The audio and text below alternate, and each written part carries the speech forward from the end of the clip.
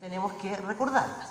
Primero, es un poder originario, y eso significa que se basta a sí mismo, se autoimpulsa y es fundador de un proceso que da inicio, como todos los procesos de constituyente iniciales, ¿ya? Y cuando hay quiebre el pacto social, como es la situación en que de una u otra manera estamos viviendo, por algo hubo este acuerdo, por algo hay unidad social que está trabajando, por algo la gente está movilizada en las calles, hay un proceso de cuestionamiento y está el planteamiento y búsqueda de un nuevo pacto social, y entonces se constituye al igual como fue en la Asamblea Francesa en 1789, que tiene el mismo origen. Ellos son los que crean el concepto de Asamblea Constituyente.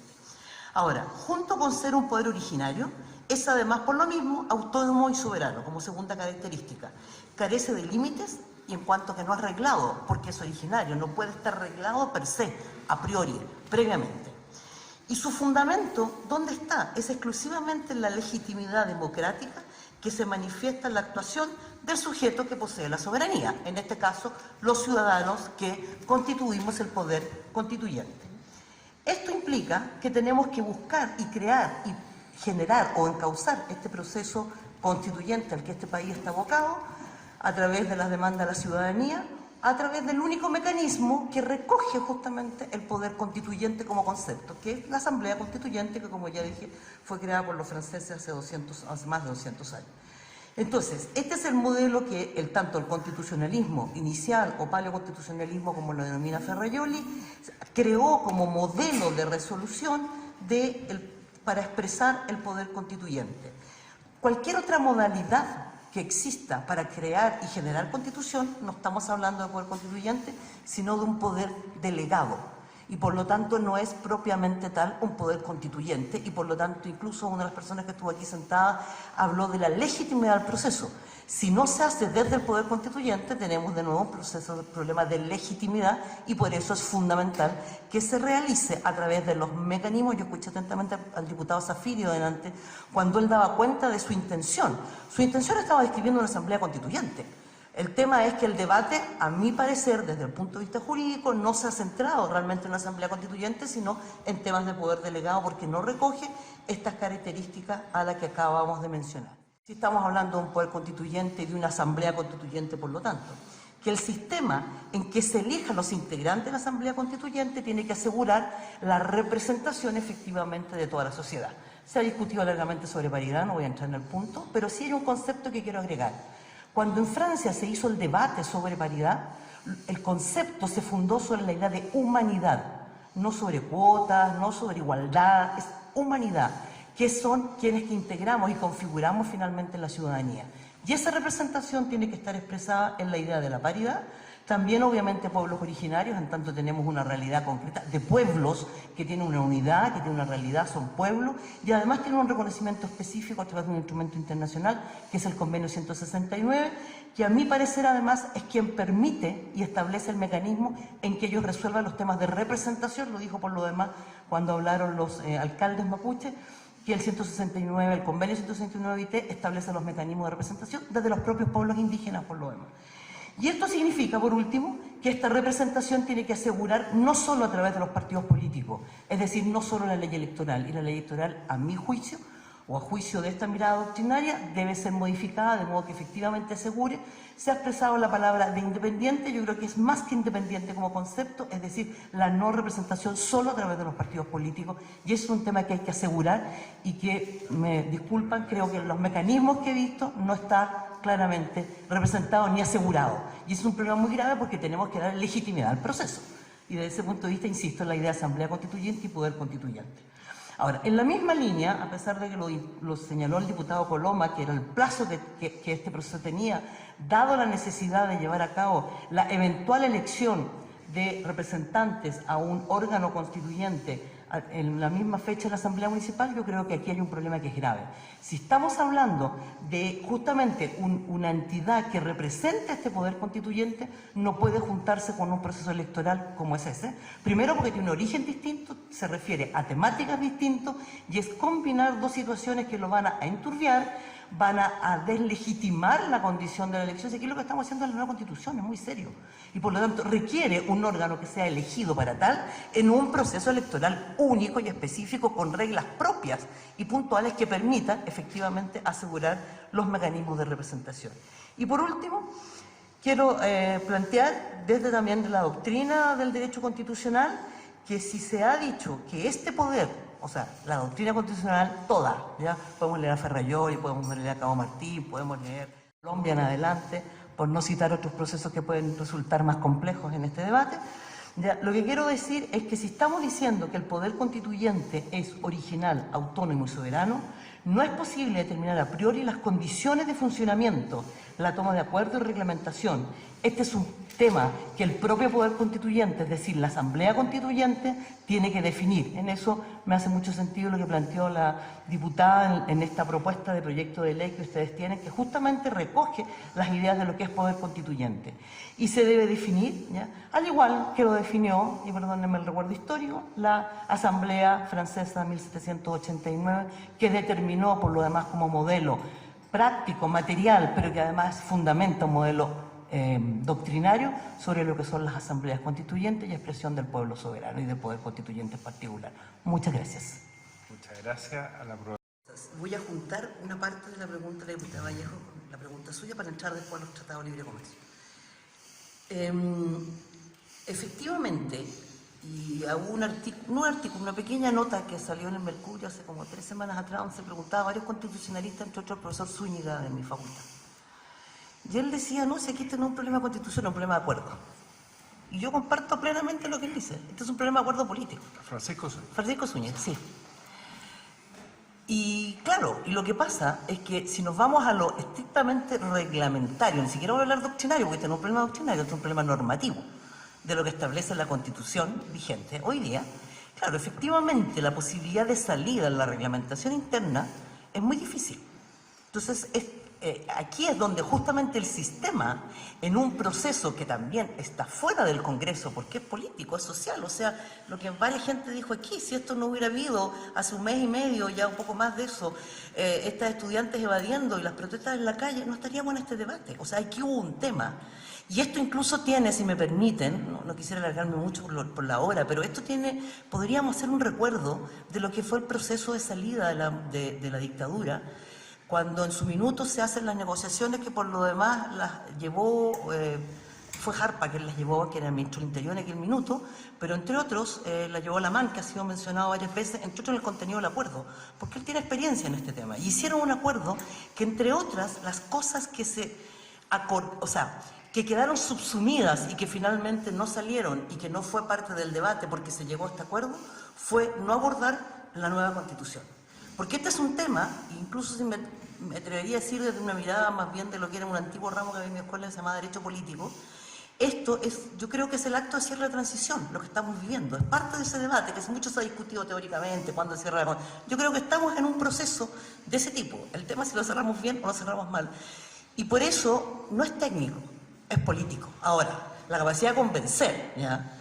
Yo sé, tengo claro, el diputado Boris lo ha dicho varias veces, la derecha aquí, el gobierno no está escuchando, no opina, se ha retirado de este debate. Claro, si el problema es ese, y la capacidad de entender, obviamente muchos y todos posiblemente cedemos en un acuerdo, de escuchar a las mayorías y de escuchar a la ciudadanía, y ese es el tema. Desde ese punto de vista, el plebiscito de entrada es muy interesante, pero de repente sí hay que abrirlo, y por eso casarse con los plazos es muy complejo, porque significa efectivamente abrir espacio al debate democrático. Y cuando yo hablo de este poder constituyente, no estoy hablando de una mirada ideológica. Tiene obviamente una mirada teórica, sí, pero es una mirada teórica que se obedece y se fundamenta en lo que es el desarrollo de la doctrina. Y no es del constitucionalismo del Estado social, esto es absolutamente liberal, esto viene de Rousseau. Rousseau es quien diseña este modelo. Lo que pasa es que por razones históricas, en lo que significó fundamentalmente en Europa en el siglo XIX, ¿ya? Y en la vuelta atrás, incluso en monarquías que llegaron a reinstalarse o no avances del proceso liberal, democrático, implicó que las asambleas constituyentes se olvidaron. Incluso el desarrollo del constitucionalismo del Estado social no recoge las asambleas constituyentes. Va a ser solo posteriormente, en un proceso que es muy interesante y que yo lo recojo acá porque tiene que ver con nuestra historia latinoamericana. Y ha sido México quien ha fundado primero el constitucionalismo latinoamericano a partir de lo que fue su constitución social del año 18, que fue la primera constitución del constitucionalismo del Estado social que se creó en el mundo, antes de la alemana, de Weizmann, ¿ya? Y que está vigente hasta el día de hoy. Incluso hay instituciones en nuestro orden constitucional que sale de allí, para qué decir del 25, que había mucho, pero incluso en la del 80. Y posteriormente, ¿ya?, es el neoconstitucionalismo latinoamericano, que recoge también México, Distrito 38, cuando ellos crean el distrito del DF. Y es un proyecto de ley, es una constitución bastante interesante que se hizo con la Asamblea Constituyente. Los colombianos parten con la Asamblea Constituyente. Y ojo, que los colombianos fue un inicio también de una protesta estudiantil que se suma a un proceso de negociación de paz de los muchos que ha tenido Colombia. Entonces, yo sé que no le respondí específicamente a su pregunta porque no hay una respuesta específica. Y esto tiene que ver con lo que usted planteaba, diputada, que es muy central, el tema político, pero hay una mirada a las áreas del derecho, entrega herramientas que permiten fundar las distintas medidas. Y ahí recojo lo que usted planteaba sobre los tratados internacionales, que me parece muy grave lo que se está planteando, porque aquí efectivamente hay poder derivado, como se denomina, o la forma en que el diputado lo señaló, o delegado, pero esta idea de poder derivado o delegado solo tiene la potestad en aquello que se le derivó o que se le delegó. Y creo que eso es la reforma constitucional. No es más allá de eso, no es crear nueva constitución. Y por lo tanto tampoco es determinar ciertas cotas que se le pone primero en la constitución, ni crear normas constitucionales que informen un nuevo orden constitucional, porque eso no es parte del poder delegado. Entonces creo que, a pesar de la opinión que tengo sobre el Tribunal Constitucional, pero creo que aquí estamos en un debate de constitucionalidad, sobre hasta dónde alcanza el poder delegado, primero.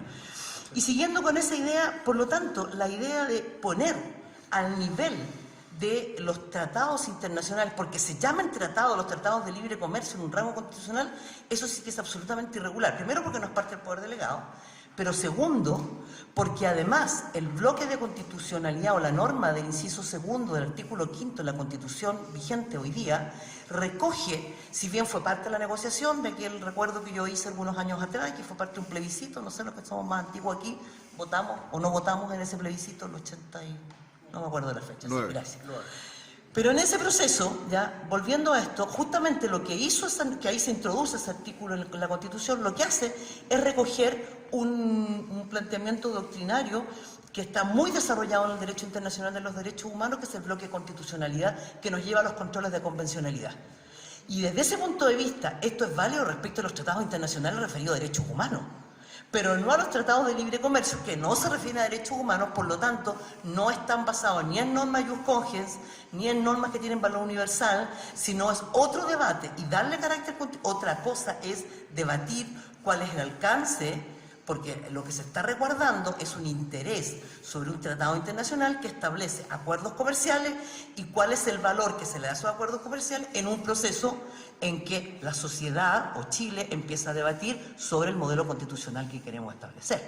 Y creo que allí, o sea, eso no solo es ilegal, es inconstitucional en cualquier mirada que se preste. Esa es mi opinión. Muchas gracias. Bueno, muchas gracias a la profesora Claudia Iriarte también por la paciencia y a todos los diputados y diputadas que se quedaron hasta el final de esta larga sesión de 10 horas de la Comisión de Constitución, al diputado Boric, al diputado González, a la diputada Vallejo y a la diputada Cariola. Vamos a seguir escuchando el resto de las organizaciones el día lunes a las 10:30. Porque, a ver, yo entiendo cuál es el postulado.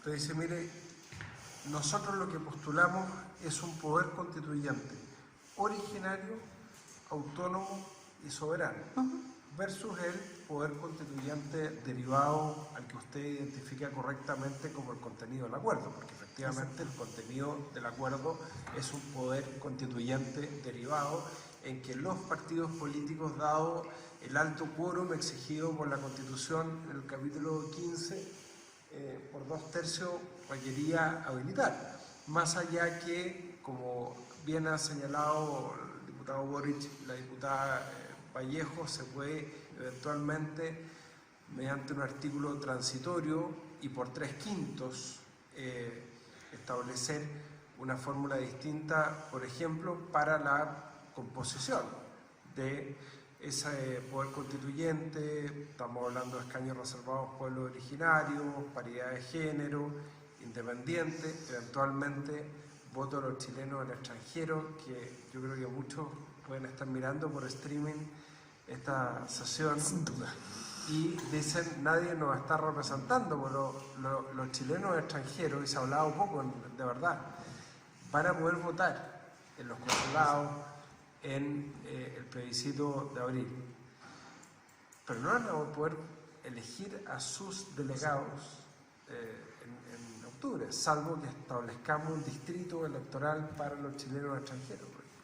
Pero la pregunta mía es, independientemente de la visión, si está bien o mal, ¿cómo, dada la institucionalidad actual, cómo habilitamos ese proceso constituyente originario si no es con la habilitación del Congreso, con estas reglas que tenemos? O sea, si usted fuera diputada, ¿cómo habilita, más allá de lo teórico, ¿no? Usted es una destacada profesora de la Facultad de Derecho de la Universidad de Chile, ¿cómo habilita ese poder constituyente originario si no es con estos pesados diputados y senadores que requieren 2/3 para habilitar el proceso?